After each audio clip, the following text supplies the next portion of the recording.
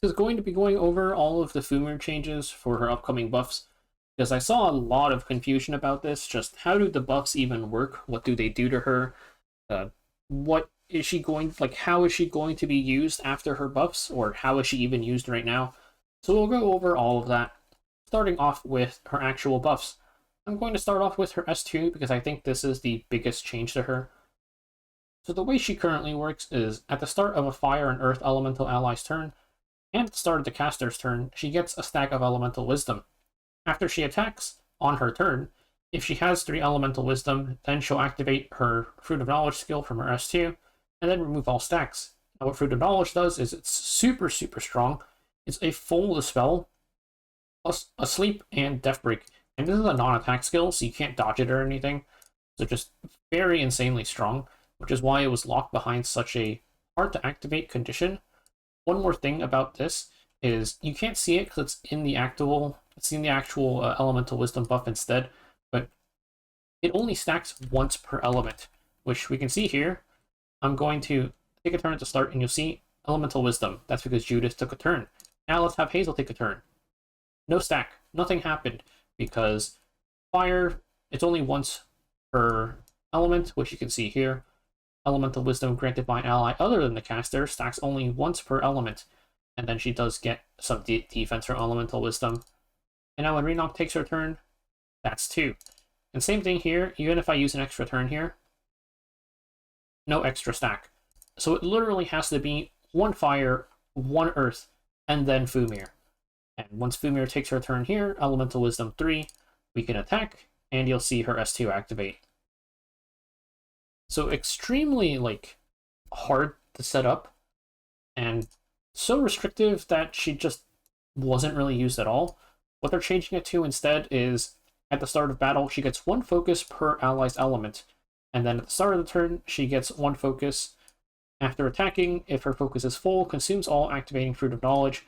Fruit of Knowledge being the same as before, full dispel, 100% sleep, 85% death break on a non-attack skill.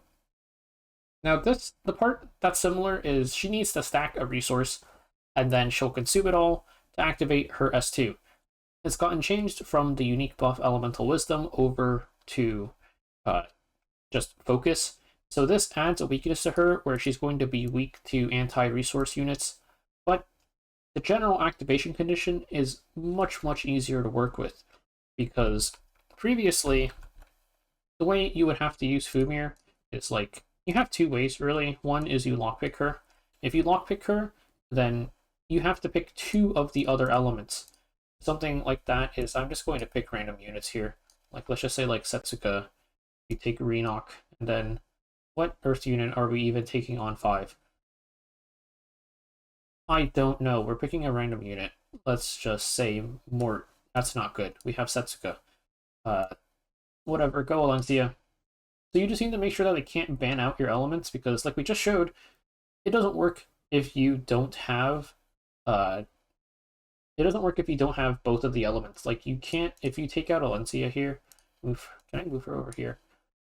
If you pick something like this, and let's just say you picked a 3rd fire unit here, they ban Renok, you're dead. You can't activate your FUMYR. So this was so restrictive. What if you pick FUMYR 5 then? And then if you lockpick another element, then you only need to pick 2 of the other units. You could pick something let's just say you pick Genesis Frost here. This works okay. No, wait, not this one. Let's do it like this. You lockpick one of the RGB elements, and you just need to pick 2 of the other one, giving you spot for 1 ML. And in that case, you're kind of just they could ban your FUMYR. You put a lot of work in just to maybe get your FUMYR banned, so it would only be in the situation where you just happen to have those elements in this specific situation in your draft. Now, how is she going to work after her buffs? Let's reset everything. One thing is you can't really lockpick FUMYR anymore. This probably just doesn't work, because she's going to be so vulnerable to Solitaria or something like Sea Phantom Politis. If they pick even, let's say you had the 2nd lockpick, so they can't lockpick their Saldi. If they do this, you're kind of screwed, because the bulk of her focus comes at the very start of the fight, and she kind of doesn't really do anything without her focus. the way she stacks her focus is she gets one per of her own turn after the initial fight starts. So lockpick FUMYR is probably just not working, but let's just put FUMYR on 5. FUMYR is going to be on 5 over here. Now, FUMYR takes her turn and we get 1 stack, right? There's 4 focus left, so we need 3 different elements you would expect because ice is an element, and then we need 4 more focus, or 3 more focus counting her giving herself focus for being ice element. The thing is part of her changes is her S3 grants an extra turn now. So since she can take 2 turns, you can just give her Tag of Hells. She'll take 2 turns, and this means we only really need 2 more elements, which means that you could do something like this. And then if you lockpick a dark unit, something like this, then this is pretty much a free slot. So it's similar as the one I showed earlier, but you have much more flexibility with your elements. It's lockpick 1 element, and then pick 2 of a different one. We have light, dark, and ice. That's 3 focus. FUMYR takes turn 1, soulburn for extra turn.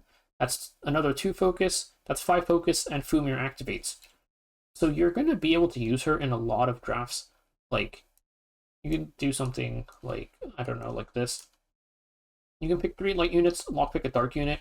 You could also reverse it. You could lockpick a light unit, and then pick like 3 dark units or something. And this also works fine. This slot here is like literally a flex slot. You could put anything in here, and it works fine. As long as you make sure they can't ban out extra elements. Like here, if they ban the Cowric, or they ban the Crow, they ban the Cowric, ban the Payra, it doesn't matter. The only way you're going to make it so that FUMYR doesn't work is if you lockpick an element and then you pick that element 2 more times. So let's say you do something like this. Now it doesn't work because they ban Payra and you can't activate your FUMYR anymore. You'd have to have her take another turn, which maybe is possible in certain setups, but if you want her to activate turn 1, this isn't going to work because they're just going to ban Payra and you're not going to have a good time. Let's take a look at her S3 now. For S3 now, we're going to look at the bottom one.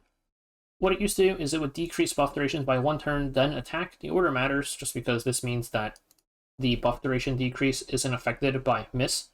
That's prior to the actual attack landing. Then she would decrease speed for 2 turns and decrease CR by 30.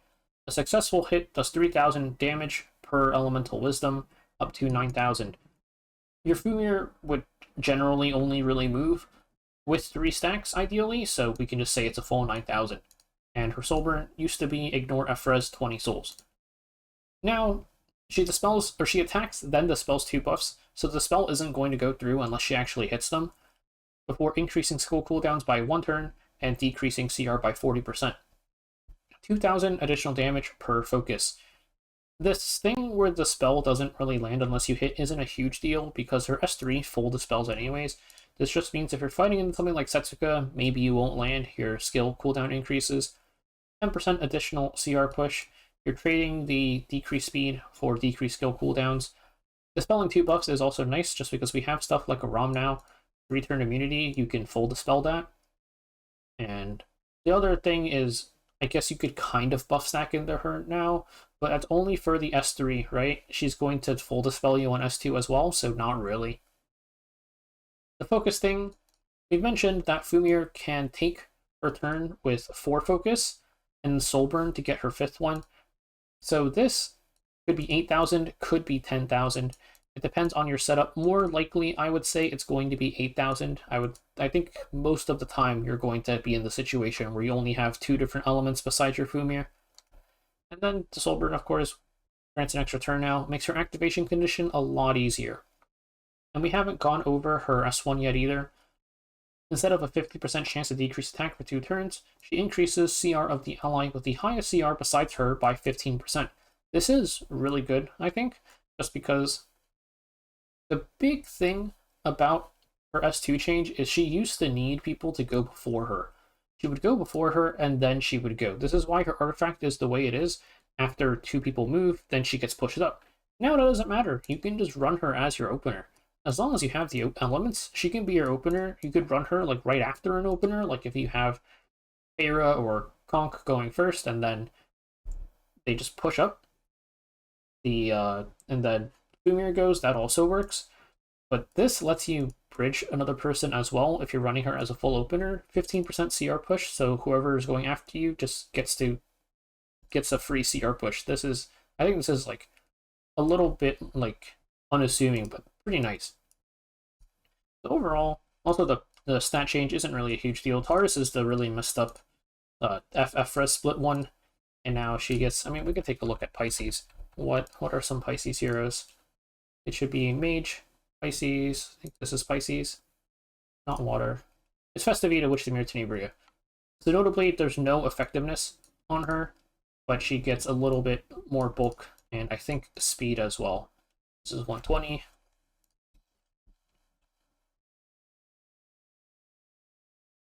Yeah, she gets a little bit more speed, loses effort and F-res, and gets a bit of HP. So overall, I think these changes are so good for her. You can see like the situations you can use her in now, like just two like full ML drafts, as long as you don't have like the situation with triple MLs, one of them in your lock, or triple of the same element, one of them in your lockpick, you're gonna be fine. This works fine. She's going to be usable in so many drafts on 5. I think people are just completely underestimating how many situations she can be used in. It's really not that restrictive of an activation condition compared to her old one. Also, her not needing them to go before her is really big because it's a lot easier to build her now, I think, and build your team. You had to run 2 openers before. Now you can have just, like, she could be your opener and it would be fine. You could run her with a full slow team, and the full, like, effect after she goes is the spell 2 buffs increase skill cooldown. Increase skill cooldown by 1 turn, decrease CR by 40%, 8,000 fixed damage, or 10,000. And then she CR pushes the next highest CR ally by 15%. Then she dispels all buffs again, has a 100% chance to sleep for 2 turns, and 85% death break. That is a lot of things to be doing in effectively a single turn. She's kind of just DDR on steroids for aggro / cleave at this point. But I think this unit is going to be super, super strong.